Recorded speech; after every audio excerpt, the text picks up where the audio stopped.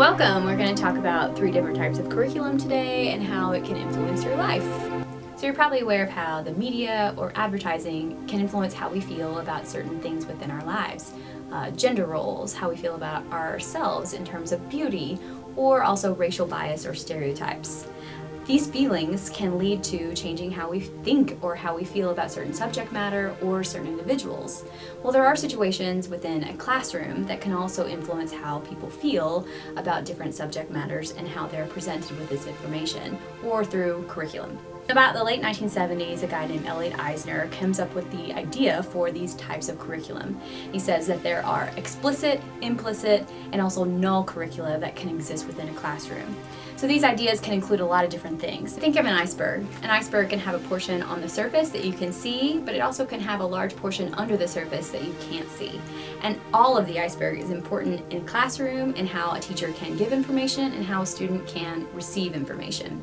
So the part on the surface is explicit curriculum. These are things that are overt, that are intentional, and that are said out loud. Think about state standards. They're passed down to teachers and says, these are the things that you must cover. And a teacher says that. These are the things that we're going to talk about. These are the things that we're going to learn this year. Everything below the surface are parts that are implicit or hidden. So when a teacher says, I want you to ask questions, please stop me and ask a question if you have one. And then when a student does ask questions, they might be made to feel like that question is not wanted, and then they will stop asking questions. That curriculum is there in a classroom, students can feel it, they follow it, but it's not necessarily something that a teacher says out loud. It's not an intentional part of their curriculum. A school might explicitly say, we want to prepare students for the 21st century, and then one might assume that that would include skills like digital literacy and creativity and collaboration, but then lack the technological resources to really reinforce those skills.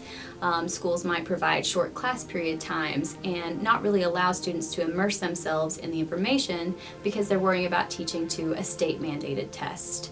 These are implicit curriculum that might hinder the learning process for students. So these are not bad skills for a student to possess. They can efficiently be able to digest information, they can move quickly on to the next subject matter, but they're not necessarily learning the skills in the 21st century type of environment that the school is explicitly advertising. The third type of curriculum that is included here is null. And null is a little bit harder to define just because it can be anything outside of that iceberg. It's not explicit or implicit. It can be something that is totally removed from the entire curriculum, either intentionally because it's too uncomfortable to talk about, or totally unintentionally because people just don't know it. These are things that are relevant to the overall learning experience, but they're just not added in at the time. It can be things that they just don't know or understand how to put it into the curriculum. David Flinders says there are, it would seem, certain feelings and degrees of feeling that we do not want to induce in classrooms. Hence, our desire to nullify various feelings guides the selection of content. It may be then that affect is the primary and most important single dimension of the null curriculum. So, for example, choosing or not choosing certain books to present in a classroom to discuss or to read could present often null curriculum.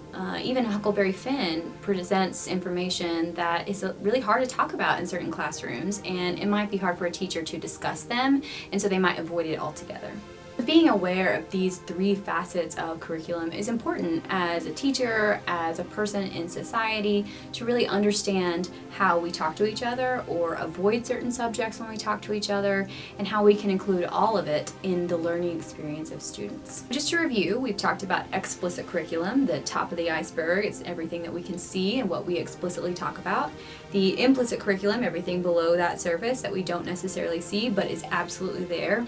And then the null curriculum that can include anything that is either known or intentionally left out of subject matter or learning material that we talk about.